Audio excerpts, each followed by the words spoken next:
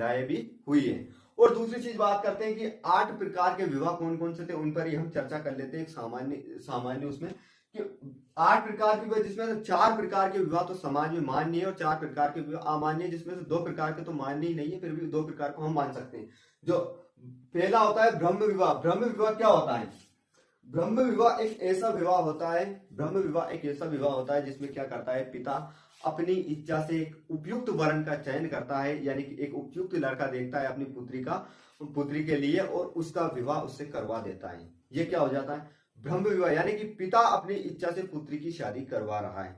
यह हो गया ब्रह्म विवाह। दूसरा विवाह होता है देव विवाह। देव विवाह में ऐसा बताया गया है कि पिता क्या करता है, पंडित को बुलाएगा, किसी पंडित को बुला लिया, पंडित को बुलाकर उसको विधि विधान से उसका विवाह करवा दिया। या क्या करता है, पिता पुरोहित को बुला लेता है या पुरोहित से ही अपनी पुत्री का विवाह करवा देता है, यानी कि एक उपयुक्त और अच्छे व्यक्ति से उसका विवाह करवा देना विधि विधान के साथ। तो इसको क्या बोलते हैं? देव विवाह।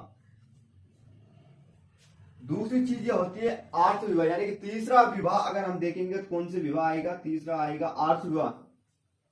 इसमें क्या होता है कि पिता व्यक्ति की क्या करेगा, पुत्री का पिता होगा, वो क्या करेगा आर्ष विवाह में?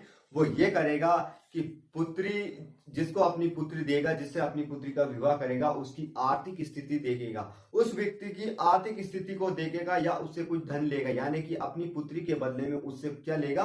कुछ धन लेगा। जैसे कि वो गाय ले सकते हैं, वो बैल ले सकता है या कुछ भी ले सकता है, यानी कि धन के रूप में कुछ ना कुछ वो चीज लेगा, या हो सकता है एक जमानत के तौर पर कुछ ले सके।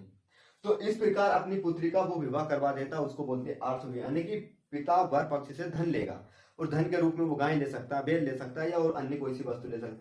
तीसरा होता है प्रजापति विवाह। प्रजापति विवाह में क्या होता है कि पिता अपनी पुत्री से पूछेगा, यानी कि पिता पूछेगा अगर उसकी पुत्री किसी को पसंद करती हो या लाइक करती हो आपकी भाषा में, तो उससे पूछेगा तुम्हें कोई पसंद है या नहीं है। उसकी इच्छा जानकर उसका विवाह करवाना, उसकी इच्छा जानकर उसका विवाह करवाना उसे क्या माना जाता है? और उपयुक्त वर से उसका विवाह करवाना, यानी कि इच्छा तो जानेगा ही जानेगा, ये भी देखेगा कि ये उपयुक्त है या नहीं है, ये व्यक्ति अपनी पुत्री के लायक है या नहीं है। अगर है तो उससे उसका विवाह करवा दिया जाता है। इसको क्या बोलेंगे अपन? प्रजापति विवाह। दूसरा होता है गंधर्व विवाह। गंधर्व विवाह क्या होता है सर? तो गंधर्व विवाह ये एक प्रकार का ऐसा विवाह होता है, इस प्रकार का ऐसा विवाह होता है जिसको हम बोल सकते हैं लव मैरिज। लव मैरिज यानी कि ना समझी में किया हुआ विवाह। क्या होता है ना समझी में किया हुआ विवाह? जो आजकल बहुत ट्रेंड में चल रहा है कि लव विवाह। लव विवाह में ऐसा होता है कि दोनों लड़के लड़की की सहमति, यानी कि लड़का सहमत लड़की सहमत, उनके दोनों के परिवार कोई सहमत नहीं, यानी कि बिना परिवार की सहमति से किया हुआ विवाह लव विवाह होता है। ये लव विवाह का कब होता है? ये लव विवाह का एक समय निश्चित होता है। लव विवाह का समय निश्चित ऐसा होता है कि जब लड़के और लड़की को बाजार में सब्जी खरीदने का भाव पता नहीं होता है, नहीं, उस टाइम पे लड़के और लड़की को लव हो जाता है। और लव इतनी भयंकर तरीके से होता है, इतनी जोरदार तरीके से होता है कि उस लड़के को लड़की दिखती है, लड़की को लड़का दिखता है, बस इसके अलावा कुछ नहीं दिखता है। परिवार को सब कुछ छोड़ देते हैं और कहीं चले जाते हैं या भाग जाते हैं और वहां वो विवाह कर लेते हैं, और विवाह कर लेते हैं उसको बोलते हैं लव विवाह, यानी कि लव मैरिज। लेकिन दोस्तों एक बात है कि ये विवाह कभी सक्सेस नहीं हुआ है।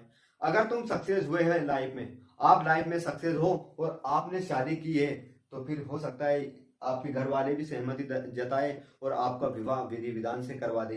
तो लव विवाह उस उम्र में नहीं करना चाहिए जब आपको भट्टे भाजी का मोल ही पता नहीं है, तो आपको सब्जी का रेट पता नहीं है, और आपने लड़की की पहचान कैसे कर ली कि ये लड़का अपने लिए उपयुक्त है, ये लड़का अपने लिए अच्छा है।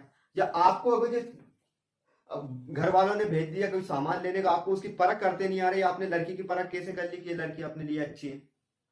तो ना समझी में अगर किया हुआ फैसला, ना समझी में अगर किया हुआ विवाह है जो व्यक्ति को बर्बाद कर देता है, तो वो विवाह है गंधर्व विवाह। इसमें दोनों व्यक्ति तो बर्बाद होते हैं। बर्बाद कैसे होते हैं? सबसे ज्यादा तलाक इसी में होते हैं। कैसे होते हैं? कि जब व्यक्ति किसी लड़के को किसी लड़की से प्रेम हो जाता है। प्रेम होने का एक सबसे प्रमुख कारण होता है उसके अट्रैक्शन। व्यक्ति को अट्रैक्शन हो जाता है या प्रेम हो जाता है, तो क्या करता है, किसी लड़की को अगर लड़के से हो गया और लड़के को किसी लड़की से हो गया, तो वो क्या करता है, झूठा प्रेम का नाटक करता है। झूठा प्रेम का नाटक करता है और गलती से उस लड़की ने या उसने बोल दिया कि आज तो मेरा सिर दर्द कर रहा है, तो वो लड़का क्या करेगा, उसके लिए